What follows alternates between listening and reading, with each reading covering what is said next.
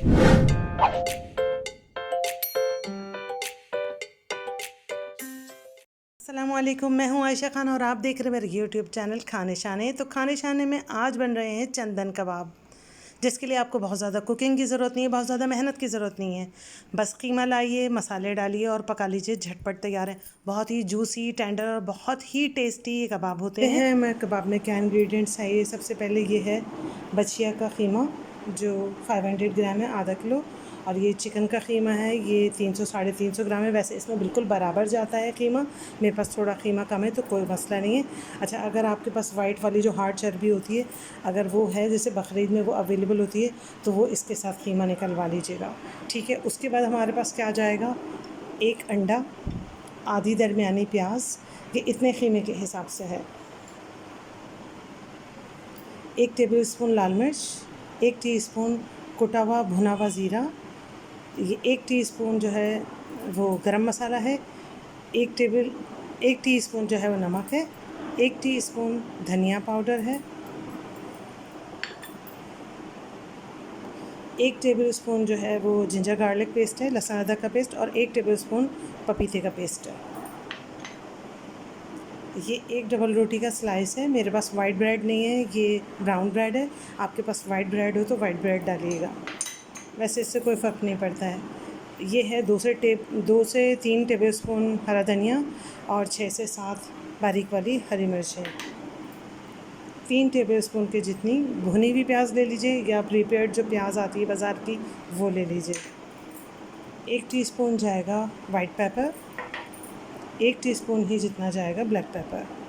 ये हमारे कुल टोटल मसाले हैं। अब हम प्रोसीजर स्टार्ट करते हैं।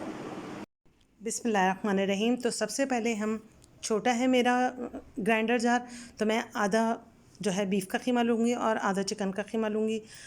प्याज डालूँगी, हरा धनिया और हरी मिर्चें, यानी आधा मसाला इसमें डालूँगी और आधा मसाला अगले बैच में डालूँगी, और इसको कर लूँगी अच्छा सा ग्राइंड हो गया है। अब हम इसमें अंदर अंडा तोड़ के डालेंगे। अंडा बाइंडिंग के लिए है और सॉफ्टनेस के लिए, इसकी वजह से ये बहुत ही जूसी और बहुत ही टेंडर बनेंगे। तो इसको बहुत अच्छे तरीके से मिक्स करना है ताकि कोई भी जो है पार्ट जो है वो बगैर अंडे के ना रह जाए। और देख लीजिए कीमा बहुत अच्छा है। तो अब हम इसको 2 घंटे के लिए मैरिनेट कर देंगे। 2 घंटे गुजर चुके हैं, हाथों को मैंने वेट किया है, और ये थोड़ी मोटी स्टिक ली है, इसको भी मैंने वेट किया है ताकि कबाब जो है इसके ऊपर चिपके नहीं, आराम से निकल आए। तो आप मोटी वाली स्ट्रॉ भी ले सकती हैं, अगर आपके पास जो बारबेक्यू की सलाख है वो भी आप ले सकती हैं। तो इसके ऊपर हम एक बड़े गोले कबाब के जितना कीमा लेंगे और इस तरीके से इसके ऊपर हम मार्क्स बनाएंगे अंगूठे की मदद से और बैक पे जो है फिंगर्स की मदद से। इस तरह से इसको बिल्कुल पतला कर लीजिएगा, क्योंकि कच्चे कीमे के कबाब हमको सेकने हैं। अगर मोटा बनाएंगे तो वो अंदर से कच्चे रहने का खदशा है, इसलिए हम इसको पतला पतला सा बना लेंगे। और इसी तरह करके बाकी सारे कीमे के मैं जो हूँ वो कबाब बना लूँगी। तो आपको शो करने के लिए मैंने ये तकरीबन 5-6 कबाब जो हैं वो बना लिए। तो इसको अब हम तल के देखते हैं कि ये कैसे बनते हैं। तो जनाब, पहले फुल चूल्हा करके मैंने तवा जो है अपना उसको गरम कर लिया है। उसके ऊपर तेल डाल देंगे हम, मुनासिब सा, बहुत ज़्यादा नहीं डालना, शैलो फ्राई करना है हमें इसे।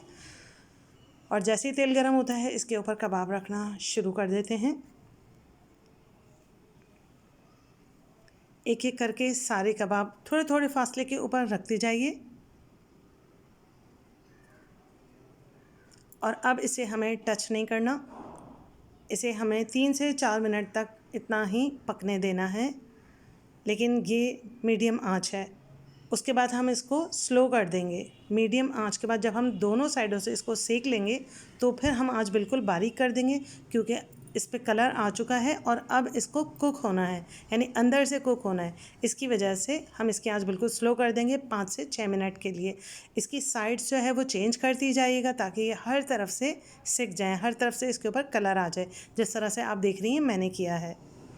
बस अब ये देखिए 8 से 9 मिनट में हमारे ये कबाब जो है कुक हो चुके हैं, तैयार हैं। बहुत ही जूसी और बहुत ही इसका डिफरेंट टेस्ट होता है। अगर आपने शादियों में खाए होंगे तो ज़रूर बनाइएगा और मुझे बताना नहीं भूलिएगा कि आपको कैसे लगे। दुआ में याद रखिए। अल्लाह ने के बाद।